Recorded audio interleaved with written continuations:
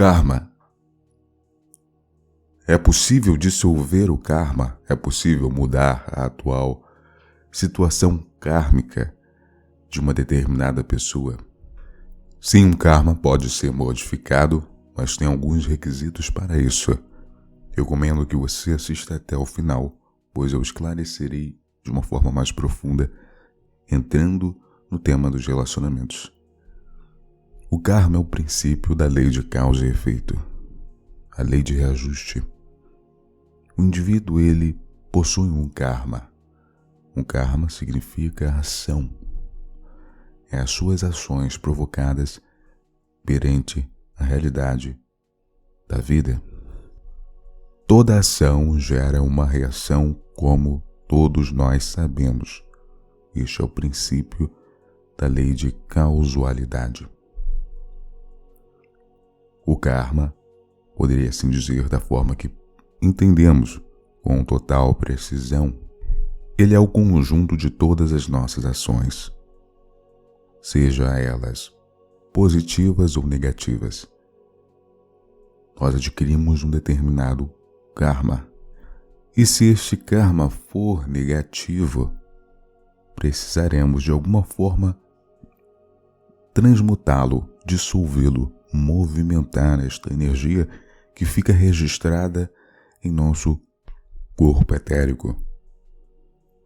No momento que o indivíduo reencarna, esse registro é visível pelos regentes e também por aqueles que estão propícios e designados a movimentar a encarnação de determinada pessoa, e esta passará por determinadas situações que irão impeli-la a movimentar estas energias com o intuito de que ela possa transmutar e completar o seu objetivo encarnatório.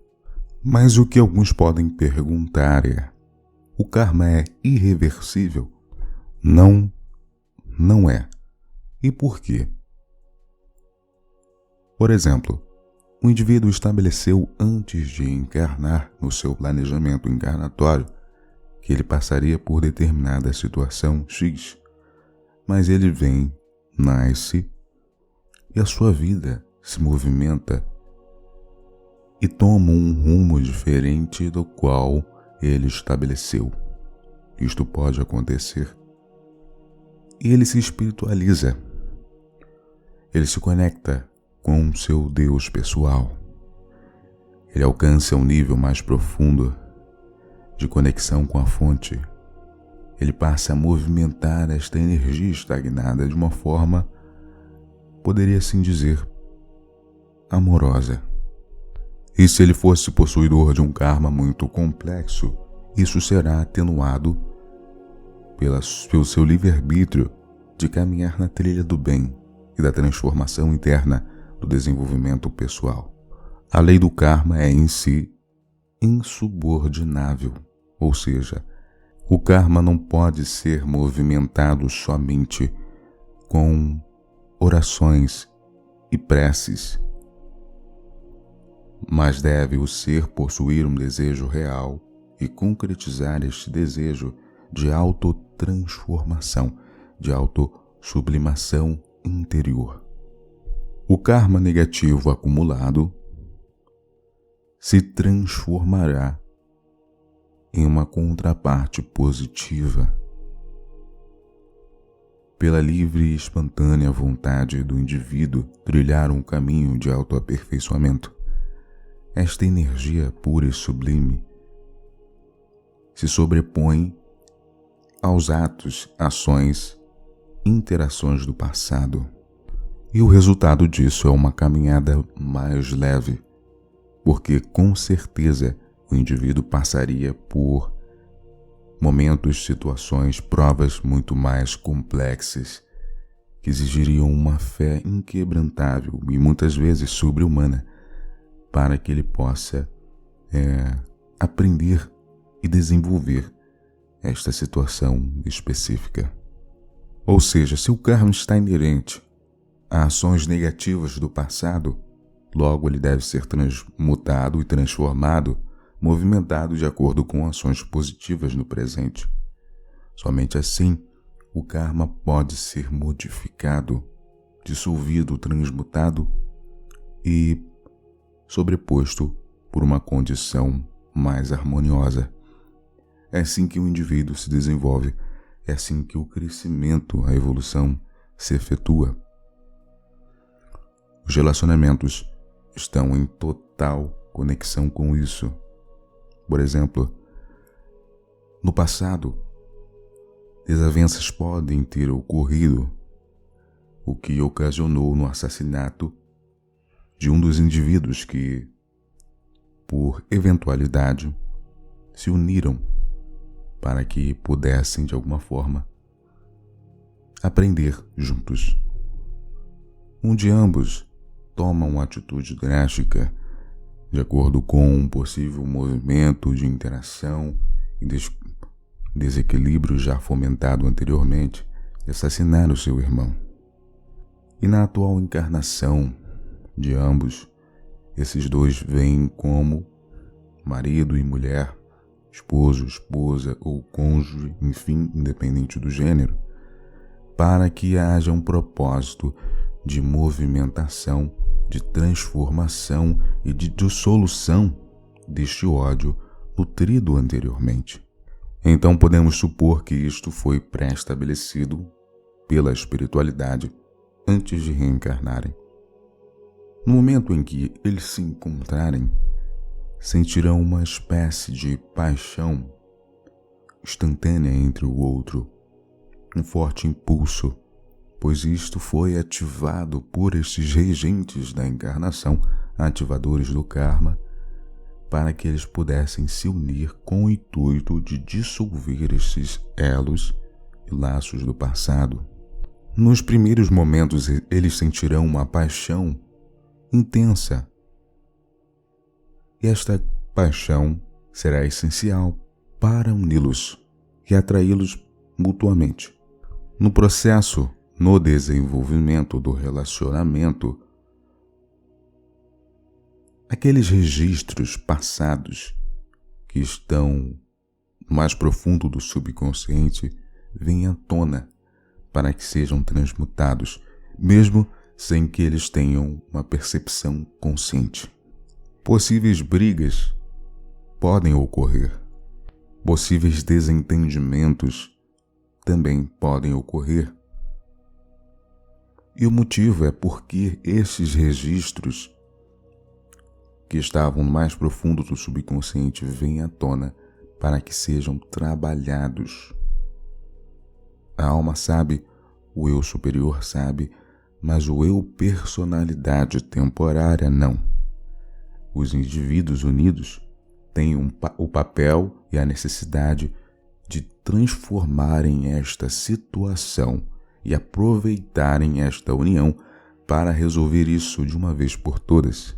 Então é chegado um determinado momento em que ambos aprenderam, ambos concluíram seus aprendizados. Naturalmente, um deles ou os dois sentem uma necessidade de seguirem seus caminhos. Cada um segue o seu caminho e aquele relacionamento kármico se conclui. Mas vamos supor que, ao invés da pessoa olhar para aquilo com um olhar sereno, tranquilo, entendendo o momento de forma madura, por assim dizer, ela ainda nutre dentro de si sentimentos e situações instáveis, desequilibradas, oriundos daquele relacionamento. Ela irá atrair novamente uma pessoa que irá espelhar novamente suas situações internas, seus conflitos internos, para que ela tenha a capacidade de observar e mudar definitivamente aquilo. Então a espiritualidade pode intuí-la para ver determinados vídeos, determinadas informações que irão mostrá-la o motivo do porquê ela atrai determinado tipo de relacionamento, e ela irá concluir que a única culpa é dela mesma por se manter em uma condição interna instável, em desequilíbrio. Logo, o indivíduo atrai tudo para si, externamente, como um espelho do que se tem dentro de si. Entendam, meus irmãos, que nada é um padrão. Nada é um padrão. Tudo pode ser interpretado de acordo com possibilidades. Por exemplo, em um jogo de futebol, existem determinados jogadores específicos, possuidores de um grande potencial de levar aquele time à vitória. Mas um deles, que seria a peça-chave, por exemplo, se lesiona. O que o técnico tem que fazer? Ele tem que observar a situação e substituir aquele jogador por outro. Ou seja, é uma outra possibilidade. Sempre há um plano B, um plano C, se assim for necessário. Então vamos supor que neste segundo relacionamento a pessoa entende, ela compreende que ela está atraindo este tipo de relacionamento para a sua vida. Então ela cresce, amadurece, obtém conhecimento, transforma o seu ser, obtém uma expansão de consciência. Logo ela irá atrair uma outra pessoa que também vibra, que também entende a realidade de acordo com a sua forma de entender a realidade. Então este será um relacionamento de duas pessoas maduras que estão unidas para um propósito de desenvolvimento, uma jornada de crescimento consciente. A espiritualidade irá notar de uma forma sincera que esta pessoa se transformou e, se estiver no campo de possibilidades da encarnação pré-estabelecida por ela, os seres de luz, administradores desta encarnação, irão colocar uma alma complementar para que os dois possam continuar se desenvolvendo agora de uma forma consciente, equilibrada, espiritualmente maduros. Não estou levando em consideração aqui almas gêmeas, nem mesmo chamas gêmeas, mas sim, vamos dizer que uma pessoa que se tornou madura em uma encarnação, dissolveu seus karmas negativos, transformou-os, mas propriamente dita, e encontrou uma alma afim, e juntas cresceram e se desenvolveram. Até um tempo atrás, este relacionamento kármico, ele era o mais atuante, por assim dizer. Ele era um relacionamento que estava mais presente aqui neste mundo, que tem uma configuração ainda de provas e expiações, pois este mundo ainda está de acordo com esta configuração e atualmente, neste período, estamos mudando. Existem alguns seres evoluidíssimos que encarnam com missões e encarnam juntos, sendo eles o polo positivo e o negativo, ou a união essencial que os dois formam, encarnam com o propósito de auxiliar a humanidade. Podemos assim dizer, o perfeito exemplo do Akenaton e Nefertiti, o próprio Jesus e Maria Madalena. Mas este não é um padrão desta humanidade. São relacionamentos raros, com missão e com propósito. Não há motivo de um ser que alcançou um nível avançado do desenvolvimento de acordo com os padrões da Terra encarnar aqui, porque não teria mais o que aprender. Logo, o propósito e a intenção é de auxiliar e ajudar os demais. Mas de acordo com o nosso estágio atual, com o nosso desenvolvimento espiritual, este não é um tipo de relacionamento normal. Mas hoje, atualmente, muitas dessas almas estão encarnando com o propósito de auxiliar, pois este é um período de movimentação, de transição planetária, requer mais luz, requer um movimento mais profundo. Então, muitas dessas almas estão encarnando, pois elas carregam dentro de si um código essencial que é ativado quando elas estabelecem uma união, de terem uma grande potencialidade de sustentar a grade planetária e juntos efetuarem um forte movimento de transformação, de elevação, de evolução de si mesmas, mais ainda, e também dos demais. Atualmente nós temos uma grande ferramenta que nos possibilita movimentar estas energias estagnadas, que é a chama violeta.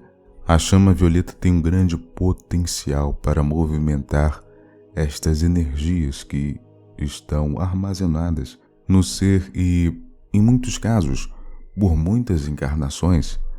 Então todos nós podemos utilizar esta grande ferramenta, uma auxiliadora deste processo de transformação, de reforma íntima, que é a chama violeta, para auxiliar nesta transformação, neste movimento, nesta sobreposição do karma por uma condição mais pura e elevada.